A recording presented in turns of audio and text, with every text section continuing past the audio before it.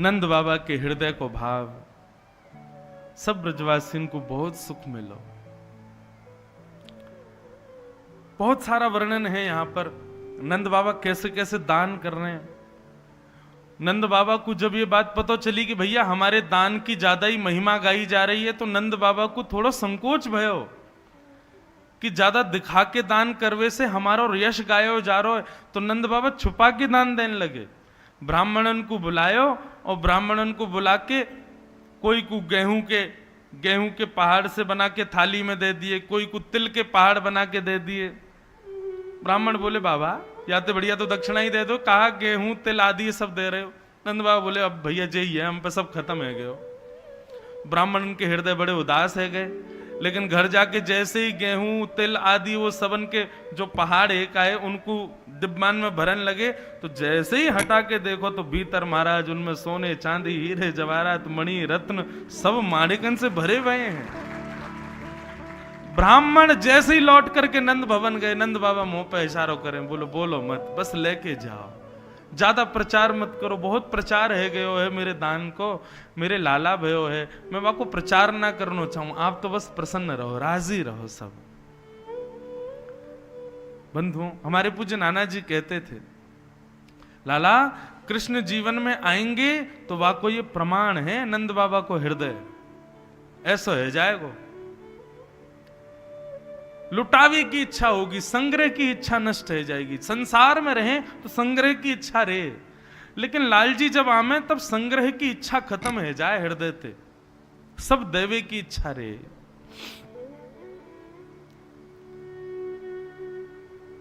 एक, लालजी आएंगे तो संग्रह की इच्छा खत्म। दूसरा, लालजी यदि जीवन में आएंगे ना बंधुओं तो देहाभिमान शून्य हो जाओगे। कब भोजन करना है, कब जलपान करना है, सोना भी है, आराम करना है, उठना है, बाल काटने हैं, ऐसे कपड़े पहनने, ये सब सुध भी नहीं रहेगी। अगर इतनी भी सुध है तो भी यही समझो कि लाल जी अभी पधारे नहीं, इनको भी भाव नहीं रहेगा। हमारे वृंदावन में श्री भगवत रसिक जी महाराज को प्रसंग आवे, श्री बिहारिन देव जी यमुना जी के तट पे गए, सुबह सुबह ब्रह्म मुहूर्त में बिहारी जी की निधिवन राज में सेवा करते श्री बिहारिन देव जी स्वामी श्री हरदास जी के अनन्य शिष्य भय। नित्य अपने हाथन से इत्र लगानो, अपने हाथन से पोशाक पहनानी, अपने हाथन से श्री बिहारी जी को मुकुट धारण करानो, इतनी समीप की सेवा करते और फिर सेवा के संग संग सत्संग भी करते। एक बात और ध्यान रखना बंधुओं, घर में सेवा विराज रही है ठाकुर जी की और आप सेवा में बहुत समय व्यतीत करते हैं लेकिन सत्संग नहीं श्रवण करते, तो भी आपके हृदय में वो प्रेम नहीं आ पाएगा जो प्रेम आना चाहिए। सत्संग तो निरंतर जरूरी है जीवन में, चाहे आप सेवा करो, चाहे संत सेवा करो, चाहे तीर्थ जाओ, चाहे कुछ भी करो, कितने भी अनुष्ठान करो, आप कथा को तो प्रायोरिटी देना प्रारंभ कर दीजिए। अगर आप सत्संग को योग्यता नहीं देंगे तो आपके जितने भी नियम हैं वो कभी आपका साफल्य नहीं कर पाएंगे। नाम जप करो, तिलक लगाओ, तीर्थ यात्रा करो, परिक्रमा करो, एकादशी व्रत करो, सब करो, लेकिन प्रत्येक दिन थोड़ा समय सत्संग को दो। हमारी इस बात को मान लीजिए आप। सत्संग क्या है पता है बंधु? श्रीमद् भागवत की कथा जब आप सुनते हैं, सत्संग जब आप सुनते हैं, किसी संत को जब आप सुनते हैं, किसी वैष्णव को जब आप सुनते हैं, तो ठाकुर जी प्रविष्ट कंद्र रंध्रेण, ठाकुर जी शब्द बन करके सुनने वाले के कान से भीतर प्रवेश करते हैं। और ठाकुर जी जैसे ही प्रवेश करते हैं तो क्या होता है, हृदय की जितनी मलिनता होती है सब अपने आप नष्ट हो जाती। हिसार की सड़कें वैसे तो बहुत सुंदर है, हिसार आपका बड़ा साफ सुथरा है, पर आप चाहो कि भाई ये रोड नहीं बन रही, ये सड़क खराब है, इसको हम ठीक करवाएं, आपके चाहने से नहीं होगा। लेकिन कल ही प्रधानमंत्री का कोई क्रम बन जाए कि उनको इस रोड से जाना, सब अपने आप बन जाएंगे। रात रात में महाराज चमाचम हो जाएगा पूरा। क्यों? प्रधानमंत्री आ रहे हैं। ठीक वैसे ही ये कथा जो है ना, दर्शन से नेत्रों से ठाकुर जी प्रविष्ट होते हैं, प्रसाद में मुख से ठाकुर जी प्रविष्ट होते हैं, परंतु इन सब में ठाकुर जी मूल रूप धारण करके आते होंगे ये जरूरी नहीं, पर कथा में तो साक्षात शब्द ब्रह्म श्री कृष्ण आपके कानों से भीतर प्रवेश करेंगे और मन की जितनी मलिनता है, जितने दोष हैं, सबको स्वतः नाश कर देंगे। इसलिए नित्य भैया सत्संग को समय जरूर दो। आजकल तो इतने आधुनिक यंत्र हैं सबके पास, उसका सदुपयोग करो। अपने पूरे 12, 13, 15 घंटे जितनी देर आप उठते हैं उसमें एक क्रम बनाओ, इतनी देर मुझे सत्संग सुनना ही सुनना है, चाहे किसी का भी सुनो।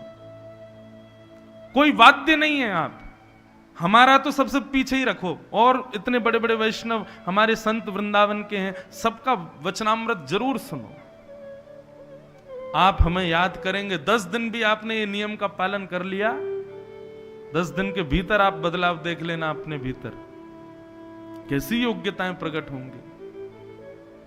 कथा को प्रधानता दो, सत्संग को प्रधानता दो। बाकी नियमों में भले ही कटौती हो जाए, लेकिन कथा में कभी कटौती नहीं होनी चाहिए, सत्संग में कभी कटौती ना हो। सेवा ठाकुर जी की एक दिन भले ही कमजोर कर लो, कम श्रृंगार धरा दो, सादा भोग लगा दो, कोई बात नहीं, ठाकुर जी रुचि है उसमें, लेकिन कथा जरूर सुनो। हम सेवा में हैं, हम ठाकुर जी का भोग बना रहे हैं, कथा नहीं सुन पा रहे, ऐसा क्रम नहीं। सत्संग तो निश्चित सुनो।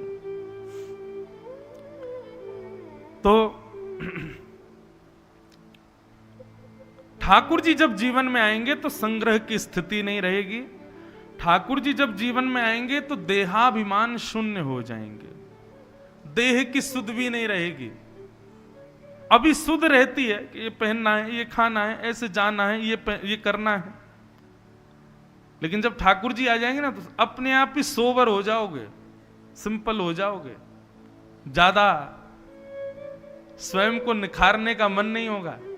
जिन भेषा मारो सावरो रीझे, जिन भेषा राधा रमण जुरीझे, मैं सोही भेष धरूंगी, मैं सोही भेष धरूंगी हो,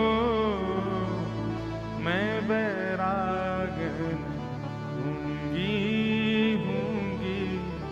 मैं बैरागन। ठाकुर जी जीवन में आएंगे तो आप सहज रहने लगोगे, सरल, क्योंकि वही उनको प्रिय है। ज्यादा चटक मटक स्टाइल ठाकुर जी को पसंद नहीं है, क्षमा करना। हमारे वृंदावन में लोग इतना ज्यादा श्रृंगार करने लग गए हैं आजकल। भाई श्रृंगार का अधिकार वृंदावन में केवल 2 को है, लाल जी को, लाडली जी को। बाकी सब तो सरल रहो, बाकी सब तो सहज रहो। मंच पर नृत्य करने वाले मुख्य किरदार ज्यादा सुंदर दिखने चाहिए, बाकी सब सहज रहो। अब बाकी के सब सज धज के रहोगे तो मुख्य को कौन देखेगा? सब सहजता में रहो, सरल, ये रहना पड़ेगा नहीं। आप ठाकुर जी जीवन में आएंगे, अपने आप सहज हो जाओ। मुझसे कई लोग बोलते हैं आप रंगीन वो पहना करो महाराज जी, बगलबंदी, आप ऐसे वो यहां से ये करवा लिया करो। अरे मैंने भैया, हमें कथा सुनानी है कि हमें फैशन शो करने जाना है मंच पे? सरल रहने दो, सादा रहने दो, ठाकुर जी को वही प्रिय है। आपके जीवन में लाल जी पधारेंगे, आप अपने आप सादा हो जाओगे, सहज जीवन हो जाएगा। ज्यादा व्यवस्थित रहने की स्थिति फिर नहीं रहेगी। मेरे लाल जी व्यवस्थित रहें, ये इच्छा रहेगी जीवन में। तो लाल जी जीवन में आएंगे तो पहला, संग्रह की स्थिति नहीं रहेगी, दूसरा ज्यादा देहाभिमान नहीं रहेगा, और तीसरा अन्यस्य दोष गुण चिंतन माशु मुक्त्वा। किसी में दोष है और किसी में ज्यादा गुण है, यह भी नहीं दिखेगा। आपको सब में गुण ही गुण दिखेंगे, किसी में दोष दिखेगा ही नहीं। किसी में दोष दिख रहा है तो निश्चित है अभी ठाकुर जी पधारे नहीं है, और ठाकुर जी पधार जाएंगे तो अत्यंत उपेक्षित व्यक्ति भी दिखेगा तो उसमें भी कोई गुण दिख जाएगा। इसमें भी ये योग्यता है। हमारे व्रज के पंडित श्री गया प्रसाद जी महाराज, पूज्य श्री पंडित जी महाराज, घर के सारे उपयोगी वस्तुओं में सबसे उपेक्षित झाड़ू मानी जाती है। उसको छू करके भी आदमी हाथ धोते हैं तब भोजन करते हैं, झाड़ू। लेकिन पंडित श्री गया प्रसाद जी महाराज, वे तो सोहिनी को ही सर्वश्रेष्ठ मानते थे। झाड़ू लाते, हमारे व्रज में सोहिनी सेवा, सोनी लेके आते और पूरे गोवर्धन में सोनी करते, जगह जगह जाके। उनसे कोई कहता बाबा आप इतने बड़े संत, इतने नामनिष्ठ संत, आप सोनी काय को करो? अरे संसार के कैसे कैसे लोग यहां तक निकले, आप सोनी करोगे, वो लोग यहाँ पे चलेंगे तो उनको कितना पाप लगेगा। बाबा कहते अरे तो क्या लगे, या गोवर्धन में सामान्य जीव थोड़ी घूमे, हमारे श्यामा श्याम घूमे, मैं तो उनके काज सोनी करूं।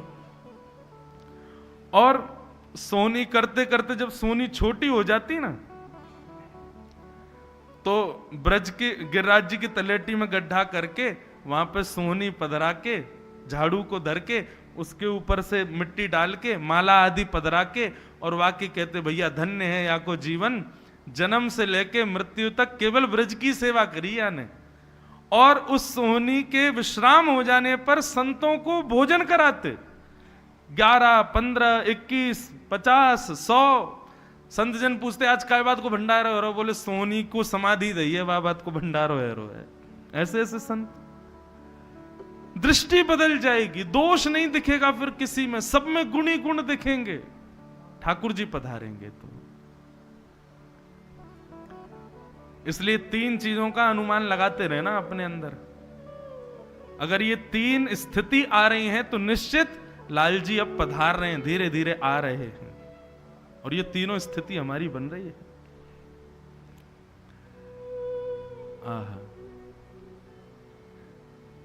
पंडित श्री गया प्रसाद जी महाराज को एक पद बड़ा प्रिय था। वो सोनी लगाते हैं ना, तो यही भाव रखते कि यहां से श्यामा श्याम आ रहे होंगे, इस भाव से सोनी करते। जामग मेरो प्रियतम आवे, जामग मेरो प्रियतम आवे, रोम रोम प्रतिवारू मैं तो, रोम रोम पलकन सोमग झाड़ू मेरी, पलकन सोमग झाड़ू मेरी, पलकन सोमग झाड़ू। जामग मेरो प्रियतम आवे, जिस रास्ते से हमारे लाल जी आएंगे वहां तो झाड़ू की बात कहो, रोम रोम मुंह को वार देना चाहिए, पलकन सोमग झाड़ू। तो लाल जी जीवन में पधारेंगे तो बंधुओं ऐसे नहीं रहोगे जैसे हो, बदल जाओगे। सोचवे की, करवे की, रहवे की, खावे पीवे की, सब स्थिति बदल जाएगी। नंद बाबा यशोदा मैया पहचान में ही ना आ रहे हैं कि ये वही है। परिवर्तित हो गया संपूर्ण जीवन, आनंद में झूम रहे हैं।